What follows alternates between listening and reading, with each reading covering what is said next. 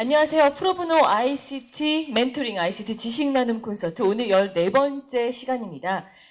오늘의 주제는 진정한 서비스는 멈추지 않는다. Content in 5G and Mobile인데요. LG U 플러스 SD본부 BPI 팀의 최동진 부장님을 모시겠습니다. 여러분 큰 박수로 환영해 주시기 바랍니다.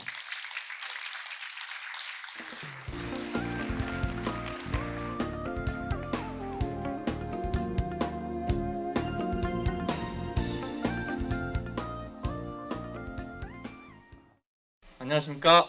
LG U 플러스의 최동진 부장입니다. 만나서 반갑습니다.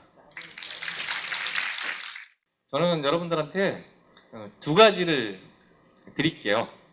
첫째는 프로젝트의 기본 지식을 좀 전해드리고요.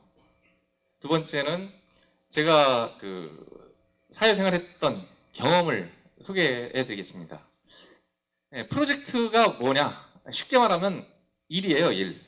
회사 생활하는 게 일하는 거잖아요. 프로젝트를 통해서 일을 합니다. 프로젝트는 어떤 제품을 만들거나 서비스를 개발하거나 그렇게 해서 하는 일련에 수행되는 노력을 프로젝트라고 합니다. 정의는 그렇게 되고요. 프로젝트 특징을 살펴보면 한 3가지 정도 됩니다. 프로젝트는 시작과 끝이 있어요. 그래서 한없이 가는 게 아니라 예를 들어 3개월짜리 프로젝트, 6개월짜리 프로젝트 어떤 시작 끝이 있다. 그래서 템포럴이다. 템포럴성이다 라는 게 특징이 있고요.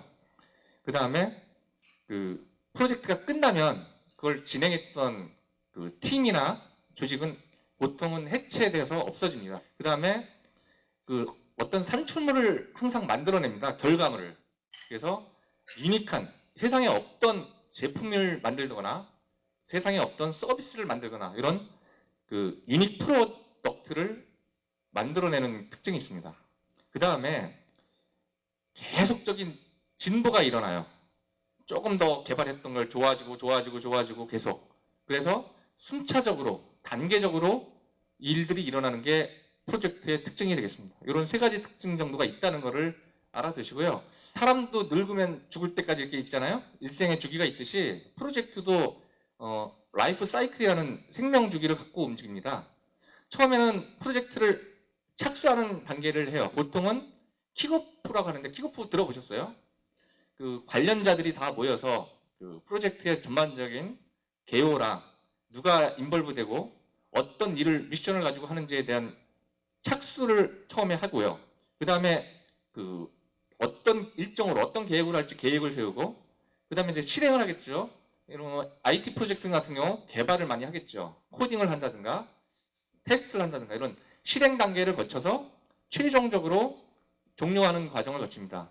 그리고 처음부터 끝까지 전반적인 거는 감시 통제, 컨트롤 행위를 합니다. 그래야지 잘 되는지 안 되는지를 알 수 있으니까요. 이건 CCB라고 해서 중간중간 체크하는 보드를 운영을 합니다. 그래서 이렇게 5가지의 라이프 사이클을 프로젝트는 가지고 있습니다.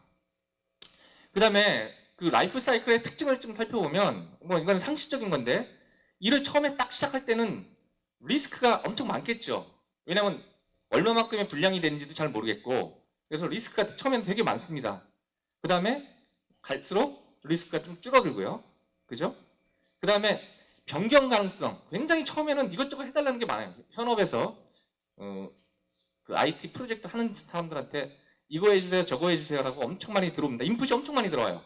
이걸 다 수행했다가는 프로젝트가 어떻게 되겠어요? 실패합니다.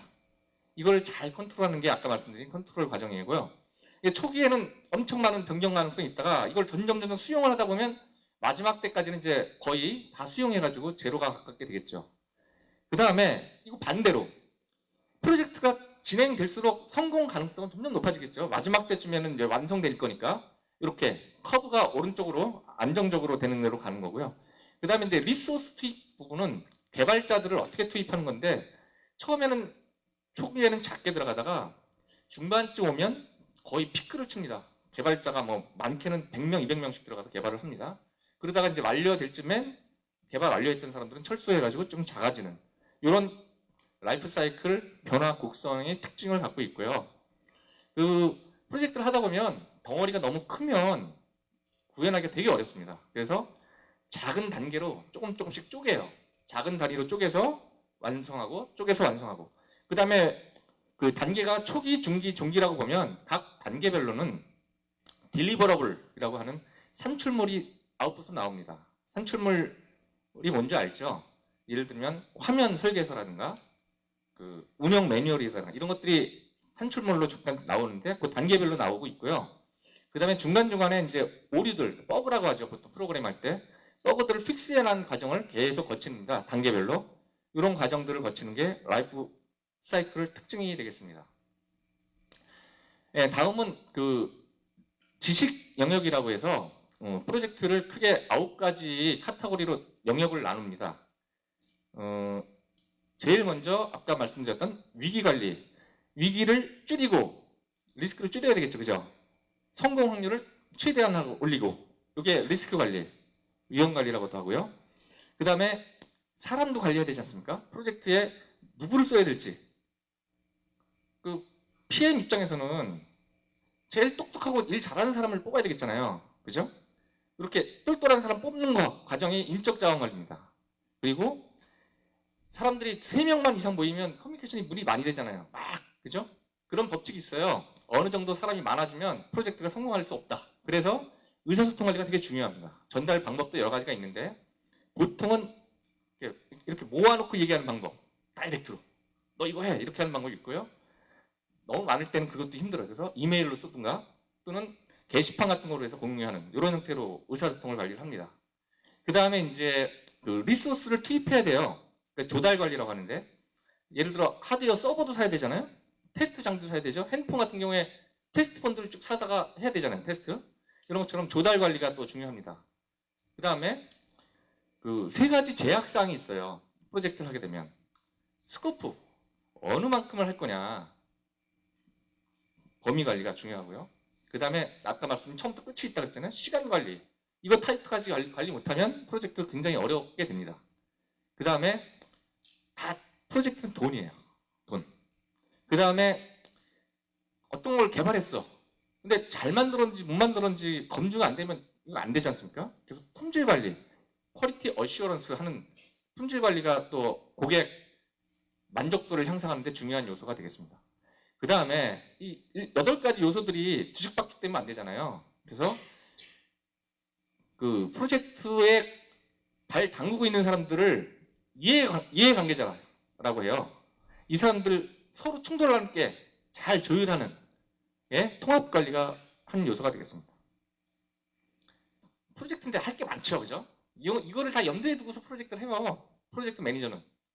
왜냐하면 크게 3가지 축이에요. 아까 나왔던 건데요. 펑션은 조금 아까 말했던 그 9가지 영역들을 좀 나열한 거고, 그 다음에 스테이지는 아까 시작과 끝까지 각각 단계예요. 시작, 플래닝, 익스큐션, 컨트롤링, 클로징. 이 단계고요. 이건 다 아는 거고. 3번째가 하나 큰 축인데 고객의 퍼스펙티브예요. 고객 관점에서 들여다보는 거예요. 제때 해달라고 하죠, 고객은. 야, 나 내일 모레까지 해야 돼. 근데 프로젝트 할 때 내일 모레까지 못하면 이건 빵꾸난 거예요. 프로젝트 실패했다고 해서. 그죠? 제일 중요한 것 중에 하나예요. 타임.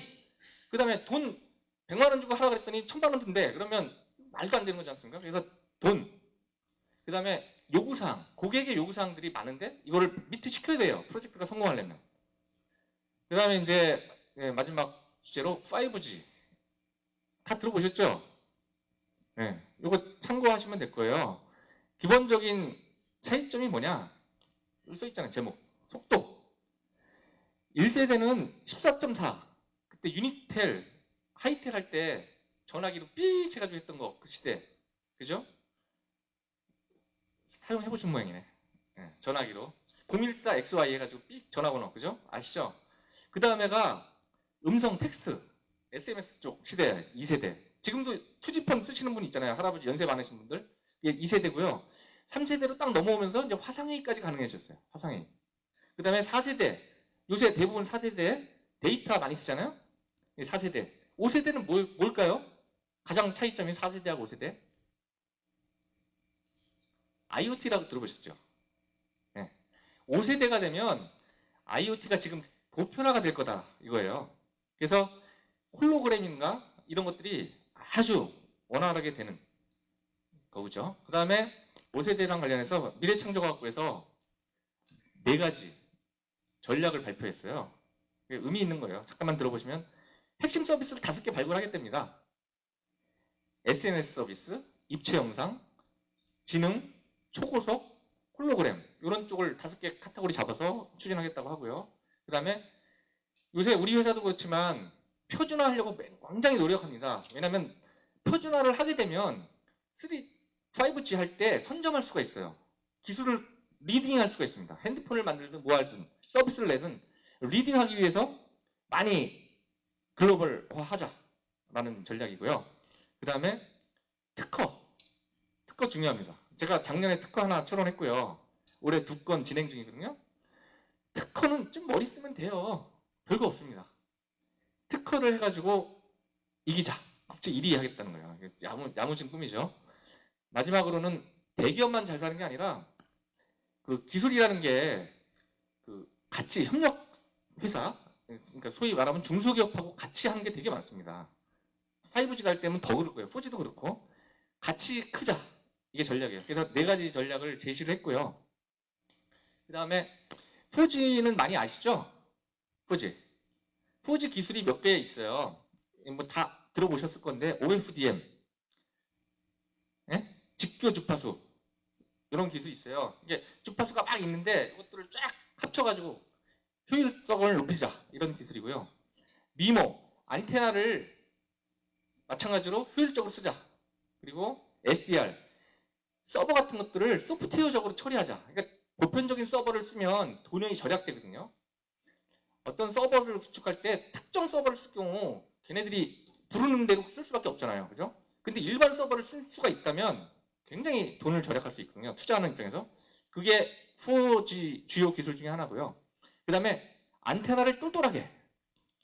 전파 잘 안 잡히잖아요. 이 동네는 잘 잡히는데 저 동네 안 잡히면 안테나를 그쪽으로 쫙 돌리는 거예요. 스마트하게. 이게 4G의 기술이에요. 상식적으로 알 수 있는 기술을 좀 어렵게 전문 용어로 써가지고 했고요. 5G로 가면 조금 더 상식적인 건데 조금 더 어려워 말이. 그리고 작지. 잘 안 보이잖아요. 그죠? 이거를 간단하게 설명드리면 로컬 노드 기술이라고 셀이라고 하면 여러분들 집안에 요새는 없지만 집안에 그 기지국이 집안에 있다는 거 생각해 봤어요? 그러면 기지국 큰 데로 가서 전파가 안 나가도 통화가 되잖아요. 이런 기술을 하겠다는 게 로컬 노드, 지역 노드예요. 로컬 에어 노드라고 5G가 되면 그게 보편하게 되게끔 하겠다라는 기술이고요. 그 다음에 다중 안테나,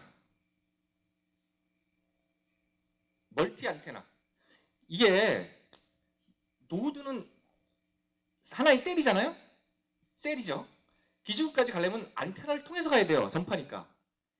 그러니까 앞에 거는 셀을 똘똘하게 만들자는 거고 이번에는 안테나를 똘똘하게 만들면 좋지 않겠냐라는 거예요. 이게 상식적으로 생각할 수 있는 기술들이야. 이게 괜히 어렵게 써서 5G 이렇게 되는데 여러분들이 생각할 수 있는 상식적인 기술을 이렇게 적어놨고요. 이게 다중 안테나 기술이라고 합니다. 그 다음에 인터페이스 기술이야. 다중 인터페이스. 셀하고 안테나가 막 복잡하게 엮여 있을 거 아니야. 조만조만하게. 이것들을 잘 효율적으로 해가지고 예? 에너지 효율을 달성한다든가 그런 기술이 3번째가 되겠고요. 그 다음에 대역, 광대역 10기가에서 60GHz까지 광대역 주파수를 확보하자라는 게 4번째입니다. 이게 요새 선전 많이 하잖아요. 광대역. 예? 4G 때도 많이 하잖아요. 5G는 더 중요성이 대두된다는 거죠. 그 기술이, 광대역 기술이. 그 다음에 마지막으로는 디바이스와 IoT가 되면 아까 5G가 IoT가 된다 그랬잖아요. IoT가 되면 디바이스와 디바이스 간의 커뮤니케이션이 엄청 중요해요. 그죠? 여러분 요새 텔레비전 CF 봤습니까? IoT at home U 플러스 선전.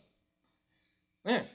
창문 도둑 넘어올 때 창문 닫혔지, 가스불 껐지, 불 등 끄지. 이게 센서가 다 들어가 있는 거거든요. 이게 디바이스와 디바이스 간의 커뮤니케이션이에요. 그게 이거를 할 수 있는 기술이에요.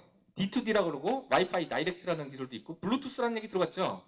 다 이게 여기에 5G에 속한 기술인데 그거를 끝나는 게 아니라 그거와 그거를 효율적으로 엮을 수 있도록 하겠다는 게 5G의 방향입니다. 이렇게 해서 마치도록 하겠습니다. 감사합니다.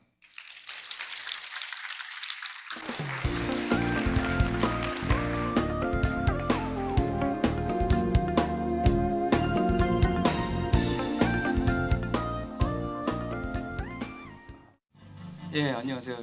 방금 소개받은 삼성전자 김경동 과장입니다. 삼성페이는 어떻게 만들어지는가? 그 다음에 그렇게 만들어진 삼성페이는 어떤 모습인가? 삼성페이, 정말 페이가 요즘 핫합니다.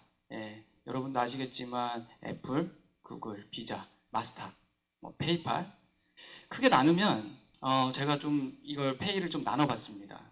잠깐 조금 어려운 얘기긴 하지만 하드웨어가 있는 사업자와 하드웨어가 없는 사업자, 따라서 제조나 어떤 플라스틱 카드를 가진 사업자, 그래서 페이팔, 구글, 비자, 마스터 영역이 있었고, 그 다음에 하드웨어가 없는 페이팔과 스퀘어 이렇게 나눌 수 있습니다. 사업자로는. 두 번째로는 온라인의 사업자가 오프라인으로 가는 형태고요. 또는 오프라인의 사업자가 온라인으로. 이렇게 영역 파괴가 일어나는 이유는 여러분도 아시겠지만 사업적으로 여러 경쟁 체계가 일어나다 보니까 본인들이 속해 있는 기업의 상황이 어렵고, 따라서 그 이상의 사업 영역으로 진출을 해야만 또 다른 수익을 만들어낼 수 있는 겁니다. 따라서 여러 사업으로 진출을 할 수뿐이 없기 때문에 이렇게 영역을 파괴하면서 이제 페이라는 서비스를 또 관심을 가지고 준비를 하고 있는 거죠. 대표적으로 최근에 이제 1년 정도 됐는데요. 삼성페이가 나오기 전에 이제 애플페이가 먼저 나왔습니다. 애플페이는 왜 그러면 페이에 관심을 가졌을까? 사실 돈 장사라는 것이 누구에게나 관심을 가질 수뿐이 없습니다. 이 돈을 가진 사람이 파워를 가질 수뿐이 없는 거죠. 자본주의 사회에서는. 그래서 이 돈의 채널을 갖는 것이 어느 기업에든 다 관심이 있는 것입니다. 그래서 애플은 컨텐츠 기업이기도 하고 제조 기업이기도 하지만 이 페이에, 커머스의 중심이 될 수 있는 페이에 집중을 하게 된 것이고요. 그 다음에 그걸 통해서 소비자에게 어떤 것을 제공할 수 있느냐? 바로 본인들의 고객이 애플폰을 쓰므로 해서 온 오프라인 가맹점에서 쉽게 결제를 할 수 있는 차별화 요소를 제공할 수 있다는 것이 핵심이었죠. 두 번째는 잘 모르시겠지만 사실 그 스퀘어 월렛이라고 해서 약간 좀 다른 영역을 한번 보여드리려고 하는 겁니다. 여기는 카드도 없고 디바이스도 없는 회사입니다. 근데 이 회사는 어떻게 하는 거냐면 그냥 카드 정보만 본인들에게 온다면 내가 그 결제 서비스를 제공할 거야 라는 것에서 시작을 한 거죠. 사실 스퀘어는 여러분들이 보신 적도 있으실 수 있는데 그 폰에다가 어떤 그 리더기를 꼽아서 오프라인의 소상공인이 쉽게 카드를 받도록 했던 어떤 그런 이제 그 벤처 업체였는데, 그 업체는 아무것도 이제 본인들이 디바이스나 고객을 보유하고 있지 않았기 때문에 이런 식으로 이제 서비스를 출시를 했던 거죠.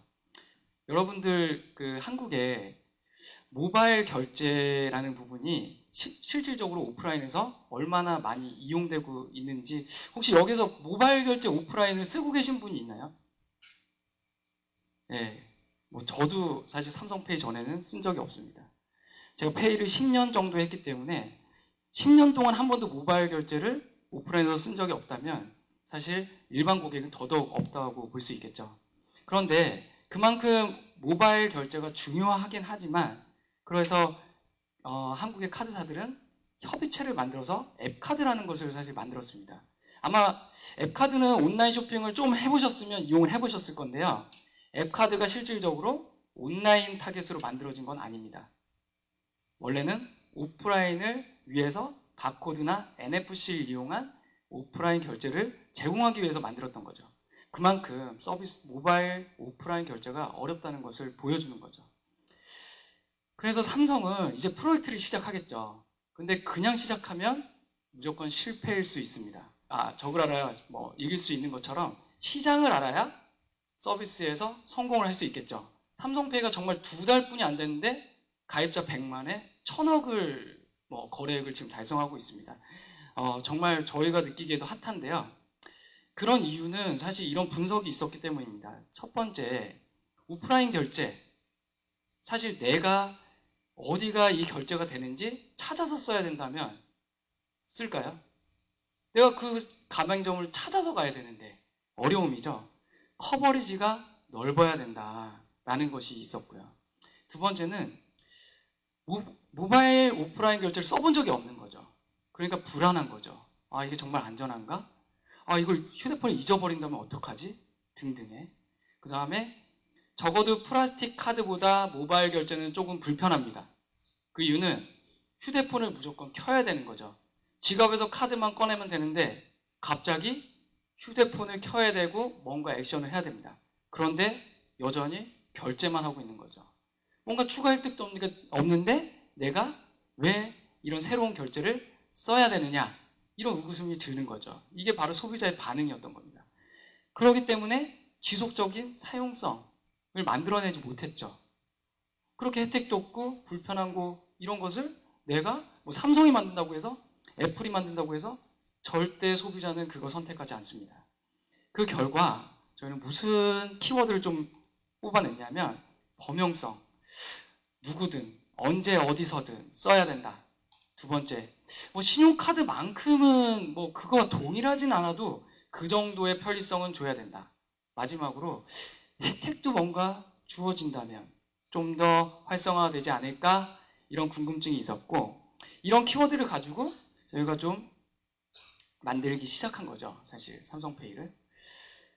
자, 커버리지가 가장 중요했던 겁니다. 근데 이 커버리지는 아까 말씀드린 것처럼 누구나 어디서나 언제 어디서나 이게 중요했던 거죠. 누구나 당연히 삼성폰을 가진 사람이기 때문에, 자, 삼성폰을 가진 사람은 있는 겁니다. 그런데 삼성폰을 가진 사람이 카드가 다 다른 카드를 가지고 있겠죠. 근데 뭐 삼성전자가 제공하니까 삼성 카드만 제공했다. 그러면 나머지 카드 고객은 삼성전자가 버린 건가요? 그렇지 않다는 거죠. 저희는 그래서 지금 현재 하나카드를 제외한 전카드의 서비스를 제공합니다. 추가적으로 약간 도전을 해본 건데 현금 인출까지도 해봤습니다. 예, 우리은행에서는 삼성페이로 현금 인출이 됩니다. 정말 마술같이 됩니다. ATM에다가 어떤 입력하지 않고 그 다음에 삼성폰에서 입력을 모든 걸 마칩니다. 그 다음에 갖다 대면 돈을 세기 시작합니다. 예, 마술처럼 정말 ATM에서 인출이 되고요. 그 다음에 어디서나죠. 어디서나. 아, 내가 정말 찾아갈 거냐?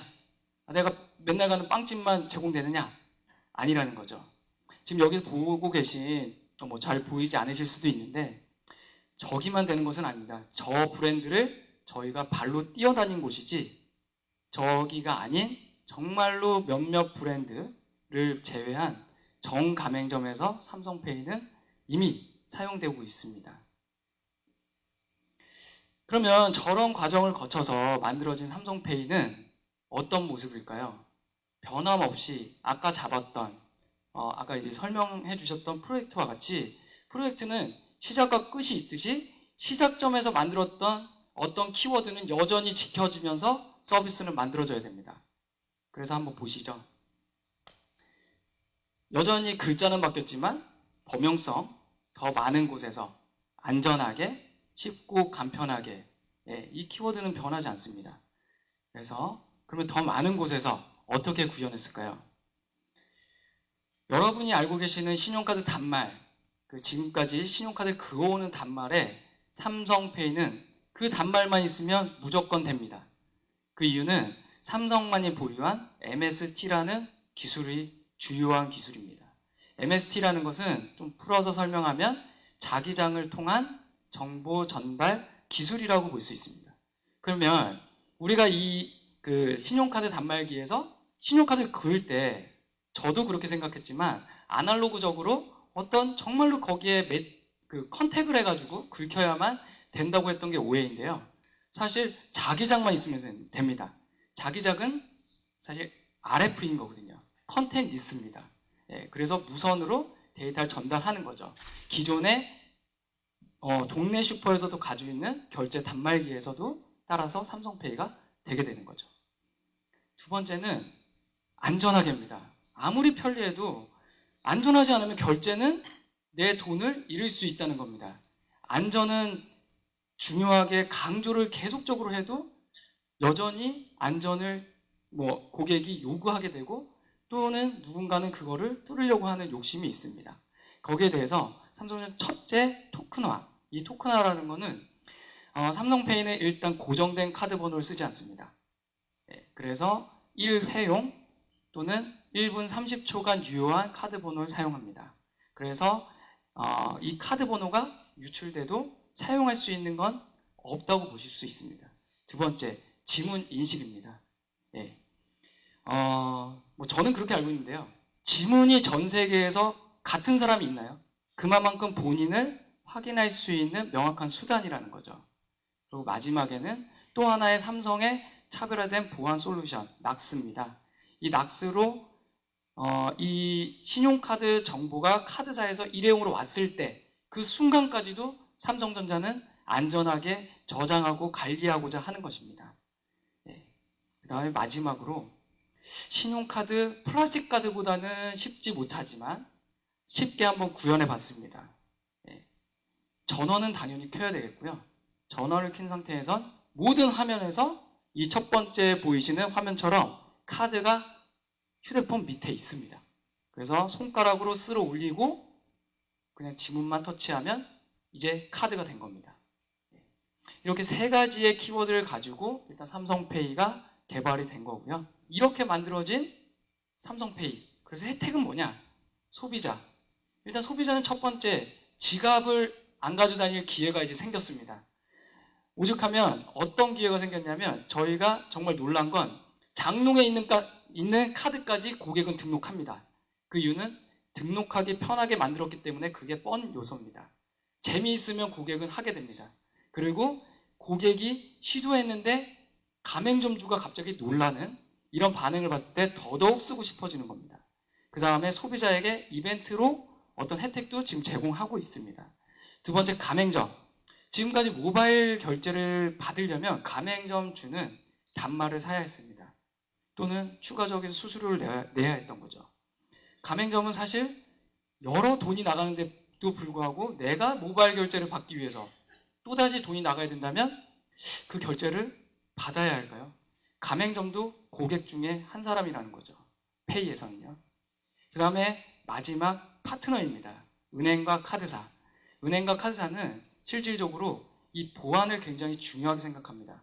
여러분이 안전하게 가지고 있는 카드를 하더라도 어느 순간 분실이 일어났을 때 누군가에게는 큰 돈이 잃어버리게 되고 카드사 또한 리스크가 발생하는 것입니다. 저희는 아까 보여드린 그 보안성을 유지해서 카드사의 리스크를 줄여주고 있는 것입니다. 마지막으로 고객과의 채널, 모바일 채널을 열어주고 있는 것입니다. 삼성페이를 통해서. 그래서 이 중요한 소비자, 가맹점, 카드사, 이 주요 세 플레이어에게 모두 다 혜택을 주고 있는 삼성페이입니다. 결론은 이렇습니다. 삼성페이, 삼성전자가 왜 만드느냐? 삼성전자가 사실 명확하게 제조회사입니다. 제조회사이기 때문에 휴대폰을 잘 만들어서 고객에게 그 휴대폰을 살 수 있도록 하고 그 휴대폰을 살 수 있도록 어떤 차별화 요소를 제공하는 것이 현재 삼성전자의 목표이고 역할입니다.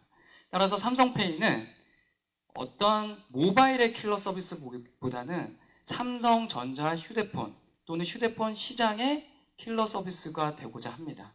그래서 멤버십도 추가를 하고요. 그 다음에 신용카드 같은 경우 하나카드도 12월에 오픈을 합니다.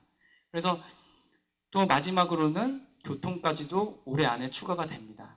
따라서 현재 모바일로 제공할 수 있는 모든 서비스를 담아서 최대한의 또는 고객이 가장 현재까지 편리하게 사용할 수 있는 모바일 결제 서비스를 만드는 것이 현재 저희 목표라고 할 수 있겠습니다. 지금까지 제 발표였고요. 일단 이것으로 현재 강의는 마치도록 하겠습니다. 감사합니다.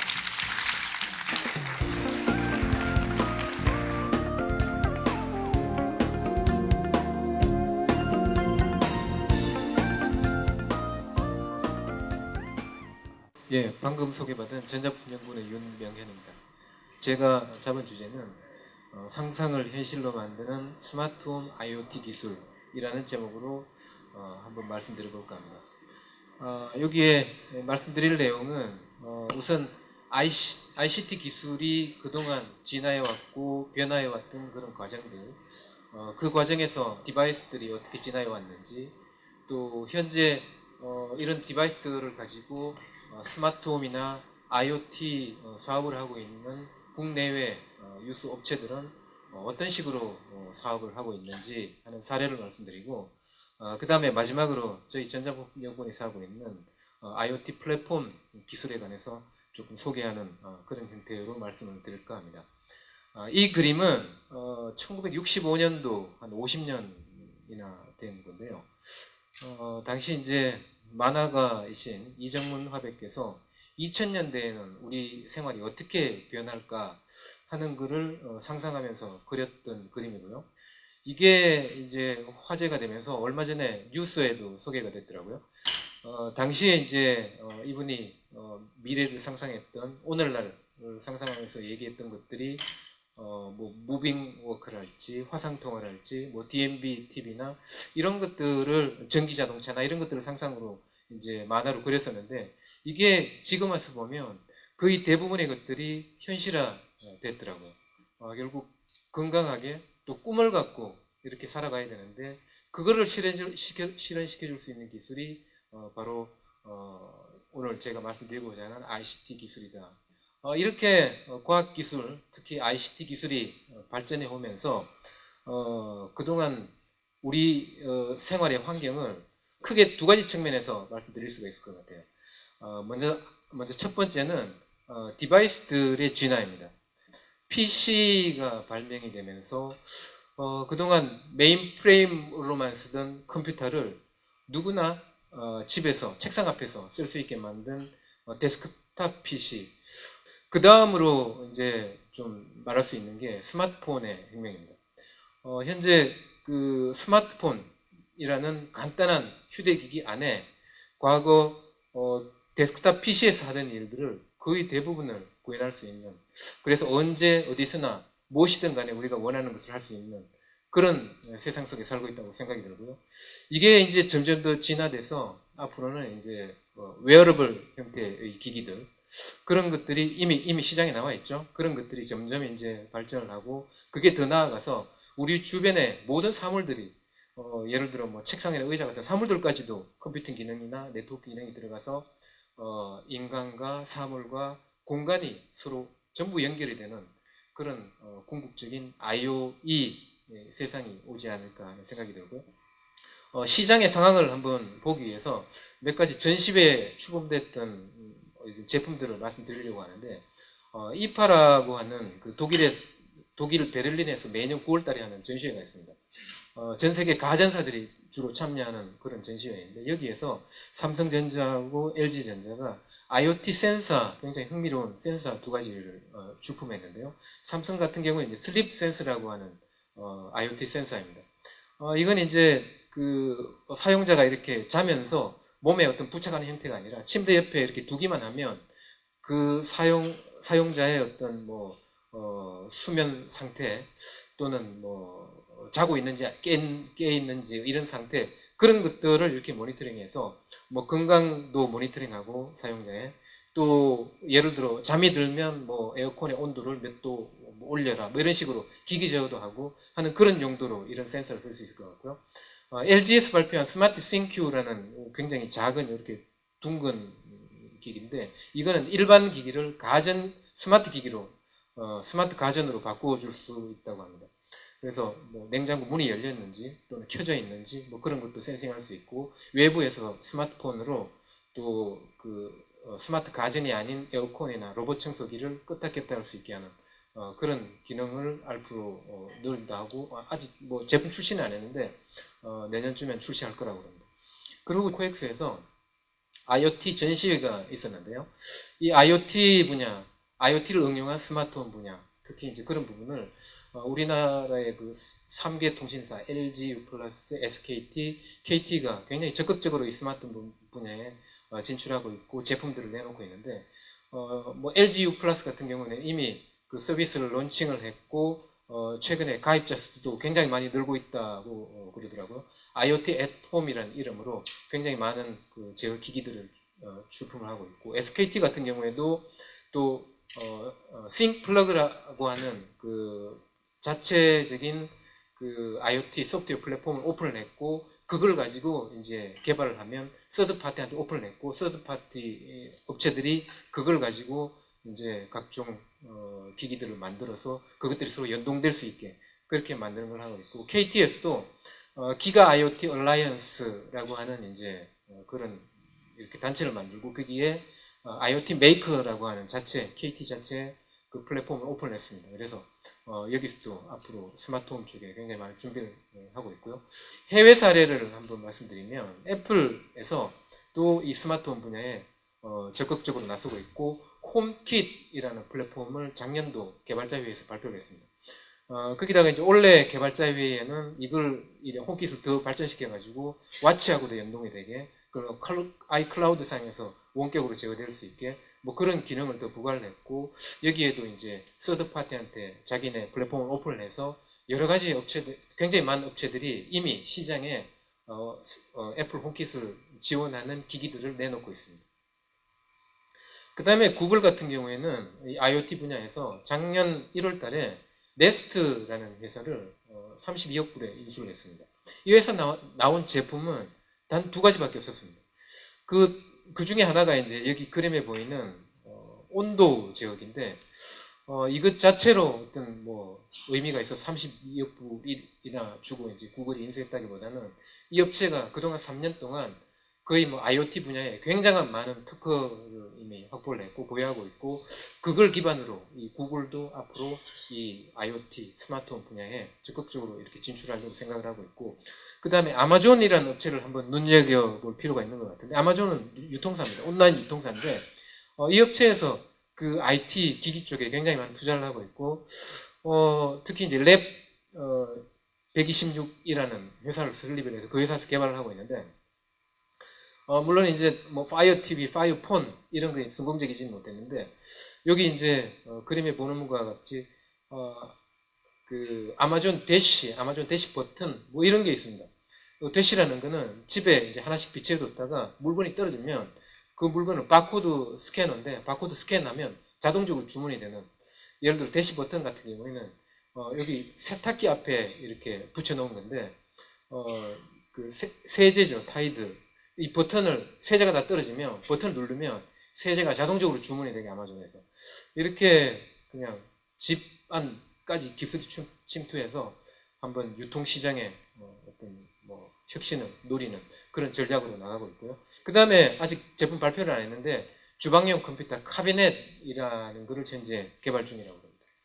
그 다음에 중국 업체들의 약진을 좀 눈여겨볼 필요가 있고요. 특히 이제 샤오미 같은 경우에는 스마트홈 킷을 발표를 했고 이 킷을 통해서 예를 들어 창문이 열리면은 공기청정기가 돌아가게 한다든지 이런 식으로 이제 제어를 하고 있고 또 여기에서 메이디라는 중국 업체하고 같이 에어컨을 이제 제품 출시를 했는데 미밴드하고 같이 연동이 돼서 뭐 사람이 잠이 들면 에어컨이 꺼지게 한다든지 뭐 그렇게 제어하는 기술들을 발표를 했습니다.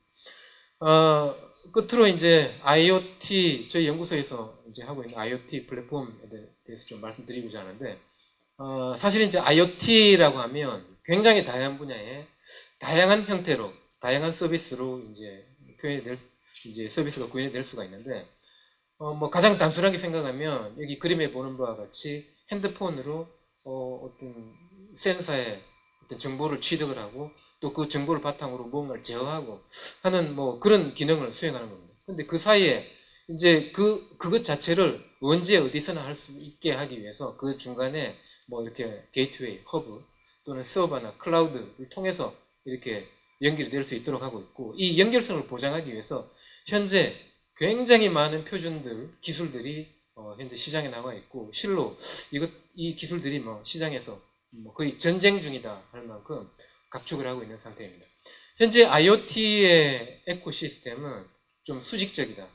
그러니까 어떤 특정 목적을 위해서 내가 IoT를 하나 개발하겠다 하면 그 목적에 맞는 디바이스, 그 목적에 맞는 어떤 통신 방식, 그 목적을 위한 어떤 어플리케이션을 통해서 이제 제품 개발을 하고 있고 그것과 다른 것과는 서로 연결이 안 되는 그런 문제가 있습니다. 예를 들어서 애플 워치인데 애플 워치는 어떤 기능이 있냐면 사람의 이제 사용자의 행동을 모니터링 하다가 너무 움직임이 없으면 좀 일어나서 운동을 하라 하는 그런 이제 메시지를 주는 그런 기능이 있는데 예를 들어 이렇게 꽉 막힌 도로상에서 내가 운전을 하고 있는데 운전을 하고 있는 걸 모른다는 거죠. 그러니까 이 애플 워치는 또 심지어 애플에는 오토매틱이라고 하는 자동차의 그 상태를 모니터링하는 기기도 있습니다. IoT 기기도 있는데 그거를 설치된 자동차에서도 이건 그런 식으로 작동이 되지 않는다는 거죠. 이런 문제를 이제 사일로 문제라고 하는데 이렇게 칸막이를 쳤다는 얘기죠. 칸막이를 쳐서 그 칸막이 사이에 연결이 안 된다는 뜻인데 이런 문제를 해결하기 위해서 이제 서비스단에서 임시적으로 이렇게 해결할 그런 방법들이 몇 가지가 있습니다. 예를 들면 iftt라고 하는 그 미국의 사이트가 있는데 iftt는 그 if this then that의 약자입니다. 그러니까 우리가 그 전산 그 컴퓨터 프로그래밍을 할 때 if문을 쓰죠. if이면 A 실행하고 아니면 B 실행합니다. 그건데 그런 간단한 룰을 우리가 만들어줘서 다른 기기들이 연결될 수 있게 만들어준 겁니다. 그러니까 내가 이 사이트에 가입을 하고 예를 들어 제가 네타모라는 업체의 그 환경 측정기와 또 위모라는 업체의 스위치를 샀어요. 그럼 그 두 기기가 이제 연결이 안 될 텐데 이 사이트에 가입을 하고 내가 룰을 주는 겁니다. 온도가 몇 도 이상 어두워지면 스위치를 켜라 하는 그런 형태로 룰을 주면 그대로 작성할 수 있게 만들 수 있다는 거죠. 또는 이제 로지텍에서 나온 하모니라는 허브가 있는데 이 이제 게이트웨이는 하나를 사면 현재 전 세계에 나와 있는 7,000여 개사에 한 25만 개의 기기들이 지원된다고 합니다. 그러니까 이걸 가지고 그 기기들을 서로 연결시켜 있도록 만들어주는 그런 역할을 하는 거죠. 궁극적으로는 이제 표준을 단일화할 필요성이 있는데 그걸 위해서 저희 전자품연구원에서 IoT 관련된 플랫폼, 소프트웨어 플랫폼 연구를 하고 있고요. 이건 이제 국가 과제로 연구를 했고 국내 산업 발전을 위해서 그 연구 결과물을 소스까지 다 오픈을 했습니다. 저희들이 크게 이제 소프트웨어 측면에서 보면 N큐브하고 모비우스라는 두 가지 이름으로 이제 소프트웨어가 있는데 모비우스는 서버 쪽 소프트웨어고 N큐브는 단말 쪽의 소프트웨어입니다. 이걸 다 오픈을 했고 이 모비우스 IoT 플랫폼의 의미는 원 M2M이라는 국제적으로 글로벌한 IoT 분야의 표준이 있는데 그 표준을 지원하는 세계 최초의 오픈소스 플랫폼이다 하는 데 의미가 있고 그게 표준을 만드는데 저희가 이 개발하면서 한 25종 정도의 표준도 이미 반영을 시켰습니다. 네, 이상 발표를 마치겠습니다. 네. 네, 오늘 함께한 진정한 서비스는 멈추지 않는다. Content in 5G and Mobile 함께 해봤습니다. 진정한 서비스 언제나 그 가치를 빛나게 하는구나라는 것을 다시 한번 느낄 수 있는 시간이었는데요. 좋은 서비스는 시스템과 유연함에 기반하고 있다고 합니다. 다수의 사람들에게 편안하게 느껴질 수 있는 유연한 시스템이 바로 가장 진정한 의미에서의 서비스라는 이야기죠. 오늘 풀어보는 ICT 지식나눔 콘서트 함께 보신 이 이야기는요. 다시 한번 강연 IT 전문 채널 YTN 사이언스를 통해서 보실 수 있습니다. 함께해 주신 여러분 대단히 고맙습니다.